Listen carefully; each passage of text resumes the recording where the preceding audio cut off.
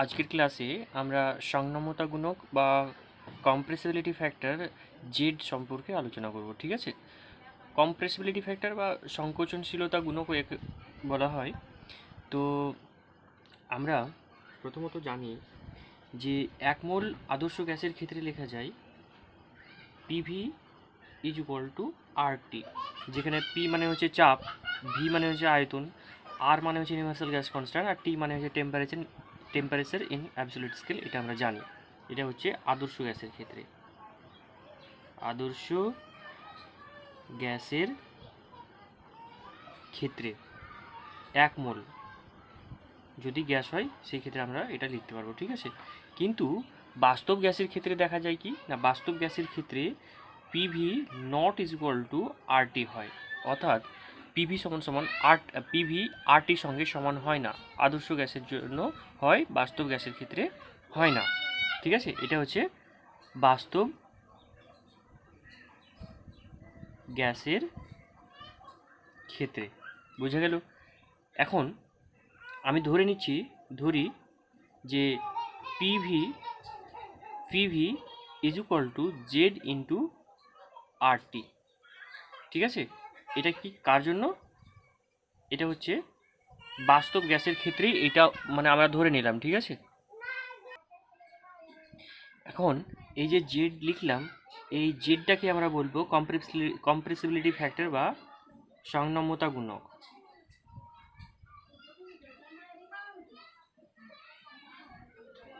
ঠিক আছে, এটা জেডটাকে বলা হয় সংনমতা গুণক বা কম্প্রেসিবিলিটি ফ্যাক্টর।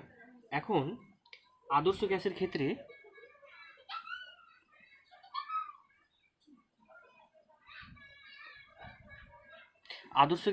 লিখতে পারবো কি, পিভি সমান সমান পিভি ড্যাশ বাই আরটি যদি করি তাহলে এটা ইজ ইকুয়াল টু 1 পাবো আমরা। ঠিক আছে, এটা হচ্ছে কি না তোমার আদর্শ গ্যাসের ক্ষেত্রে ধরে নিচ্ছি, যেখানে এই ভি ড্যাশটা হচ্ছে আদর্শ গ্যাসের আয়তন।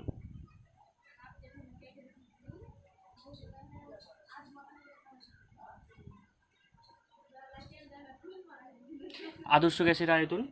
আর যদি বাস্তব গ্যাস নিই, বাস্তব গ্যাসের ক্ষেত্রে আমরা লিখতে পারি PV by RT is equal to Z. এই যে এখান থেকে আমরা নিলাম PV by RT is equal to কত পেলাম, জেড। আর এই ক্ষেত্রে কি করেছি, PV by RT is equal to করলে 1। এখন এই ভি আর এই ভি তো এক হবে না। ঠিক আছে, তাহলে যদি এই ভি এর মান আলাদা, তার কারণে আমরা কি করলাম, ওইটাকে এই যে আর PV is equal to RT লিখেছি আদর্শ গ্যাসের ক্ষেত্রে, এইটাকে আমি ভি ড্যাশ দিয়ে রিপ্রেজেন্ট করছি। ঠিক আছে, এটা ভি ড্যাশ দিয়ে রিপ্রেজেন্ট করতে পারো আদর্শ গ্যাসের ক্ষেত্রে, এক মোল গ্যাসের ক্ষেত্রে এটা হবে। এখন এক মোল গ্যাসের ক্ষেত্রে পিভি লিখলাম। এখন এক মোল যদি না হয় এটা, তাহলে কি হবে, মানে এটাকে ভি ড্যাশ লিখতে পারি আমরা। এটাও মানে যে কোনো একটা গ্যাসের আয়তন, যেখানে কিনা তোমার ওই বাস্তব গ্যাসের ক্ষেত্রে আয়তনটা হচ্ছে এটা, আর আদর্শ গ্যাসের ক্ষেত্রে আয়তনটা হচ্ছে এই ভি ড্যাশ, আর বাস্তব গ্যাসের ক্ষেত্রে যেটা বললাম সেটা হচ্ছে ভি। ঠিক আছে, তো এখন আমরা যদি এই দুটো সমীকরণকে তুলনা করি, ঠিক আছে, তাহলে আমরা যেটা পাচ্ছি যে জেড ইজ ইকুয়াল টু কি পাচ্ছি, জেড ইজ ইকুয়াল টু পাচ্ছি ভি বাই ভি ড্যাশ। ঠিক আছে, তাহলে কি হচ্ছে, জেড সমান সমান মানে কম্প্রেসিবিলিটি ফ্যাক্টর সমান সমান হচ্ছে বাস্তব গ্যাসের আয়তন, বাস্তব গ্যাসের আয়তন ডিভাইডেড বাই বাস্তব গ্যাসের আয়তন ডিভাইডেড বাই আদর্শ গ্যাসের আয়তন।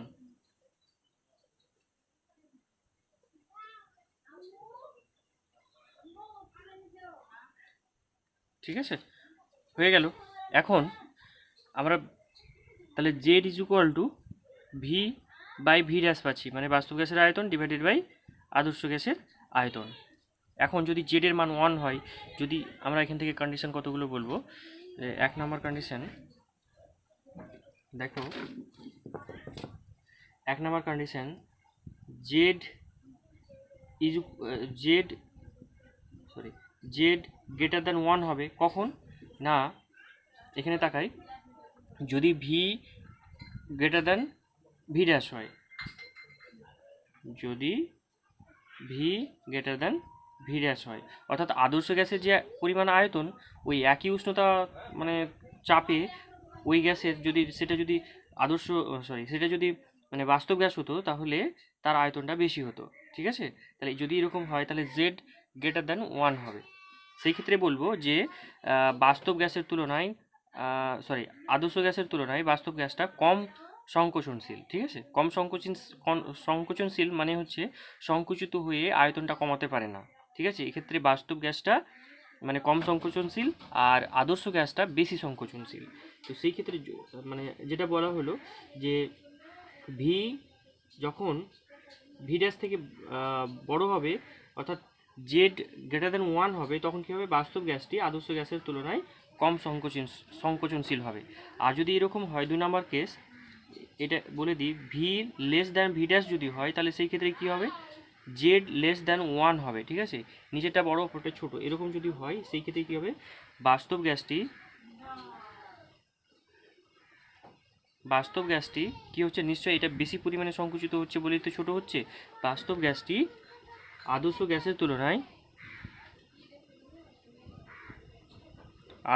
গ্যাসের তুলনায় কম সংকোচনশীল। ঠিক আছে, কম সংকোচনশীল, এটা পাওয়া গেল। এবার যদি এরকম হয়, এখানে লিখে দিচ্ছি। ঠিক আছে, যদি V is equal to V dash হয় তাহলে কি হবে, জেড ইজ ইকুয়াল টু 1 হবে।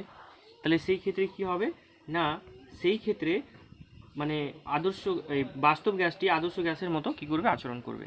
বোঝা গেল? তাহলে 3টে শর্ত পেলাম।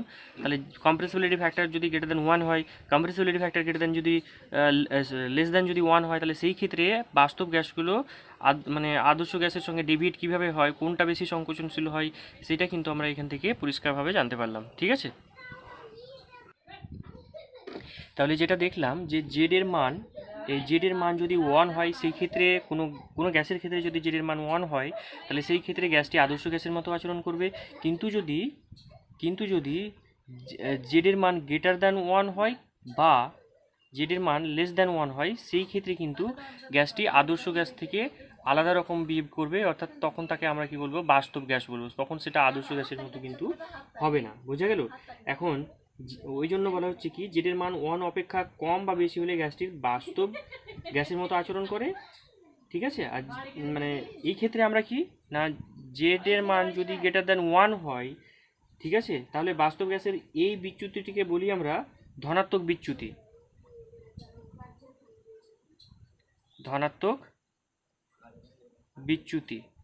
ঠিক আছে, এটাকে বলি আমরা ধনাত্মক বিচ্যুতি।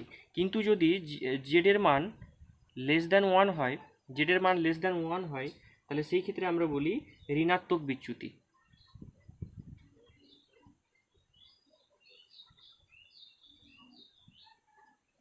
ঠিক আছে, নেগেটিভ ডেভিয়েশন বলছি একটা, বা ঋণাত্মক বিচ্যুতি বলা হচ্ছে এটাকে। ঠিক আছে, এই দুটোই দেখা যায় বাস্তব গ্যাসের ক্ষেত্রে। বিশেষ করে বিভিন্ন গ্যাসের ক্ষেত্রে বিভিন্ন উষ্ণতাতে বিভিন্ন রকম বিচ্যুতি এটা দেখা যায়। তোমরা নোটে আমি দিয়ে দেবো, এগুলো তোমরা একটু ডিটেলসে একটু চাইলে দেখে নিতে পারো। আর না হলে এইগুলো কন্ডিশনগুলো মনে রাখলে হবে, কোন ক্ষেত্রে ধনাত্মক বিচ্যুতি, কোন ক্ষেত্রে ঋণাত্মক বিচ্যুতি। আর ধনাত্মক বিচ্যুতির ক্ষেত্রে তোমার হচ্ছে কম্প্রেসিবিলিটি কার বেশি, মানে আদর্শ গ্যাসের নাকি বাস্তব গ্যাসের। আর মানে লেস দেন যদি 1 হয়, অর্থাৎ জেড লেস দেন 1 হয়, সেই ক্ষেত্রে তোমার হচ্ছে কোনটা বেশি সংকোচনশীল, এইগুলো আমাদেরকে মাথায় রাখতে হবে। ঠিক আছে, আচ্ছা,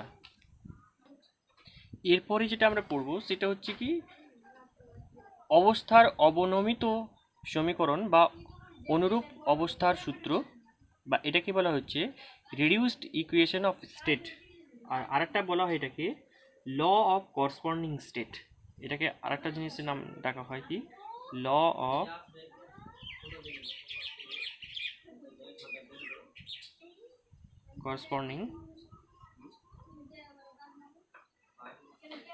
করসপন্ডিং স্টেট। ঠিক আছে, এইটা। আচ্ছা, আমরা জানি কোনো মানে গ্যাসের চাপ, আয়তন এবং উষ্ণতাকে আমরা কিভাবে ডিনোট করি? কোনো গ্যাসের চাপটা হচ্ছে পি, আর আয়তনটা হচ্ছে ভি, এবং উষ্ণতাটাকে টি ধরি, ঠিক আছে? এখন মানে এটা হচ্ছে সিম্পল চাপ, আয়তন এবং উষ্ণতা। এখন অবনমিত চাপ, অবনমিত আয়তন এবং অবনমিত উষ্ণতা, এগুলোকে আমরা কি দিয়ে রিপ্রেজেন্ট করব? না, অবনমিত চাপটাকে পিসি, অবনমিত চাপটাকে পি আর, ঠিক আছে, অবনমিত আয়তনটাকে ভি আর, এবং অবনমিত উষ্ণতাটাকে বলবো টি আর, ঠিক আছে? তো এগুলোকে পি আরটাকে আমরা পাই বলে রিপ্রেজেন্ট করে থাকি, আর ভি আরটাকে থিটা, এবং টি আরটাকে অনেক সময় সরি এটাকে থিটা, এটাকে ফাই দিয়ে আমরা রিপ্রেজেন্ট করি, পাই ফাই থিটা, ঠিক আছে? এইভাবে আমরা রিপ্রেজেন্ট করে থাকি। তাহলে এদের যদি এগুলো মানে অবনমিত তোমার হচ্ছে চাপ, অবনমিত আয়তন, অবনমিত উষ্ণতা যদি হয়, তাহলে এগুলোকে কিভাবে রিপ্রেজেন্ট করা হয়? এদের সঙ্গে রিলেশন হচ্ছে এটা, যে পি আর বা তোমার হচ্ছে কি পাই ইজুকাল টু লেখা হয় কোনো গ্যাসের চাপ বাই তার মানে তোমার হচ্ছে পিসি, অর্থাৎ critical pressure, pressure by critical pressure. এইটাকে যদি রেশিও করি তাহলে যেটা পাবো সেটা হচ্ছে রিডিউস প্রেসার, ঠিক আছে? একই রকমভাবে আমরা রিডিউস ভলিউম, যেরকম ভি আর এইটা বা এটাকে আমরা অনেক সময় ফাই বলে রিপ্রেজেন্ট করে থাকি, এটা সমান সমান সেই ভলিউম বাই রিডিউস ভলিউম, এটা। আর টি আর বা এটাকে থিটা ইজুকাল টু আমরা বলে থাকি কি না টি বাই টিসি, ঠিক আছে? এই যে রেশিওগুলোকে এইভাবে আমরা ডিফাইন করে থাকি। তোমার হচ্ছে অবনমিত চাপ বা রিডিউস প্রেসার, অবনমিত আয়তন, অবনমিত উষ্ণতা, এগুলোকে আমরা এভাবে ডিফাইন করে থাকি, ঠিক আছে? এখন এইটা দিয়ে আমরা কি করব না, এখন ভ্যান ডার ওয়ালস ইকুয়েশনে এই মানগুলো বসে একটা সমীকরণ গঠন করব, যেটাকে আমরা বলি equation of state, reduce equation of state, ঠিক আছে? তো ওইটা আমরা এখন ডিরাইভ করে দেখব, ঠিক আছে? এখন দেখো, এক মোল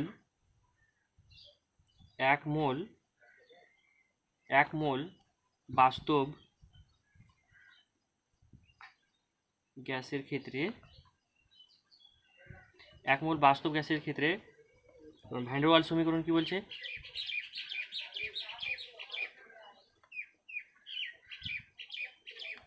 ভ্যান ডার ওয়ালস সমীকরণটা কি হবে? ভ্যান ডার ওয়ালস সমীকরণ আমরা জানি এক মোলের ক্ষেত্রে P plus A by V square, ঠিক আছে, into V minus B is equal to R T. এই সমীকরণটা আমরা জানি এক মোল বাস্তব গ্যাসের ক্ষেত্রে ভ্যান ডার ওয়ালসের সমীকরণ এটা, ঠিক আছে? এখন আমরা কি করব, এটাকে এক নম্বর সমীকরণ দিলাম, এখন এই যে মানে এখানে যে পি আছে, ভি এবং আর টি আছে, এই পি ভিটির পরিবর্তে অবনমিত চাপ, তারপরে আয়তন আর উষ্ণতার মানগুলোকে যদি বসিয়ে দিই, তাহলে কি পাবো না, সেই ক্ষেত্রে পাওয়া যাচ্ছে কি, দেখো এখান থেকে একটা জিনিস করি, এই যে পি মানে এখান থেকে কত পাবো? এখান থেকে যদি বলি যে পি ইজুকাল টু, তাকাও এই জায়গায় দেখিয়ে দিচ্ছি একটু, পি ইজুকাল টু তাহলে কত পাবো? পি ইজুকাল টু হচ্ছে পিসি ইন্টু পাই, তার মানে পাই ইন্টু পিসি। এখন ভি ইজুকাল টু কত পাবো? তোমার হচ্ছে ফাই ইন্টু ভিসি, আর এখানে টি ইজুকাল টু পাবো থিটা ইন্টু টিসি, ঠিক আছে? এই মানগুলো কোথায় বসাবো?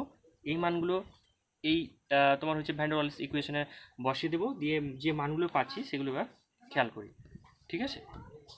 এখন তাকাও, পি মানে কি পাই ইন্টু পিসি প্লাস এই যে এ বসালাম, A divided by phi into VC, ঠিক আছে, ফাই ইন্টু ভিসি, আর এখানে যেহেতু ভি স্কোয়ার আছে এই টোটালটার স্কোয়ার দিলাম, ঠিক আছে?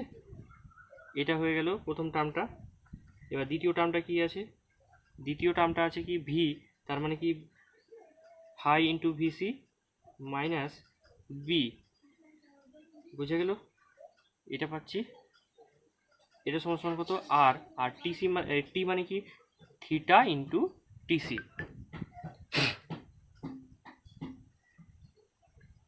ঠিক আছে? এই মানগুলো পাওয়া গেল। এখন আমরা জানি এগুলো তোমরা লিখে নাও। এগুলো মানগুলো আমি বার করে দিইনি, কিন্তু তোমরা মানে মানগুলো বার করতে এরকম কোনো ডেরিভেশন পড়ে না তেমন।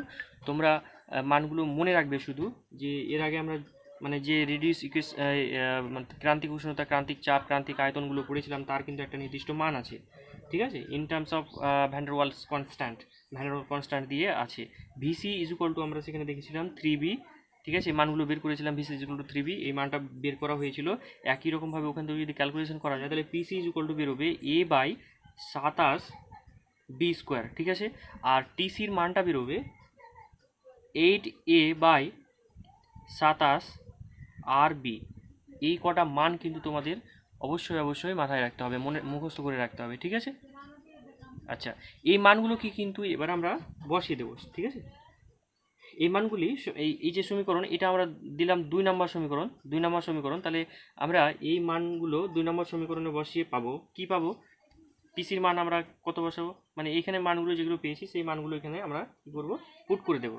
তাহলে পুট করে দিলে যেগুলো পাচ্ছি এখান থেকে পরপর বসিয়ে দিই, পাই ইন্টু a/27b², ঠিক আছে, এটা পেলাম, প্লাস a/5² ইন্টু 3b তার স্কোয়ার, ঠিক আছে,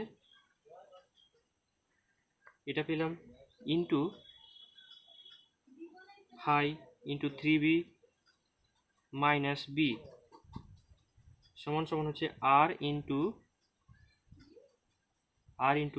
থিটা ইন্টু টি এর মান কত, এই টিসির মান হচ্ছে এখানে 8a/27rb,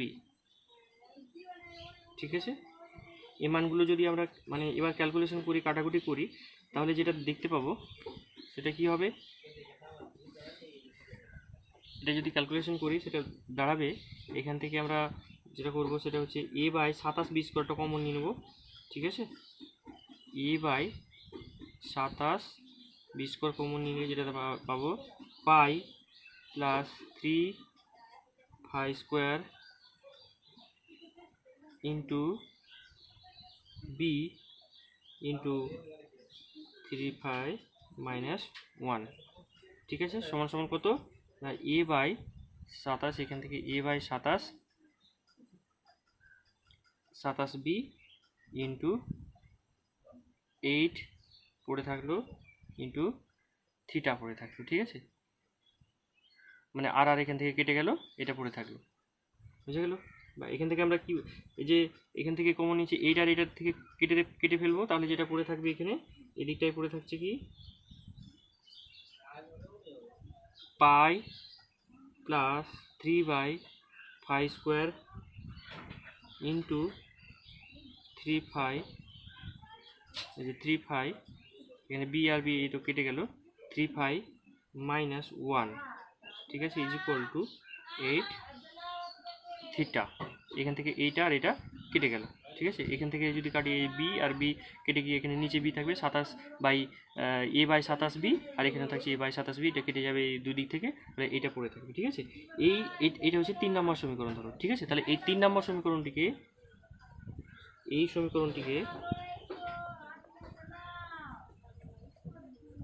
সমীকরণটিকে বলা হয়, এই সমীকরণটিকে বলা হয় ভ্যান ডার ওয়ালস গ্যাসের অবনমিত সমীকরণ, ঠিক আছে, বা রিডিউস ইকুয়েশন অফ স্টেট এটাকে বলা হয়, ঠিক আছে।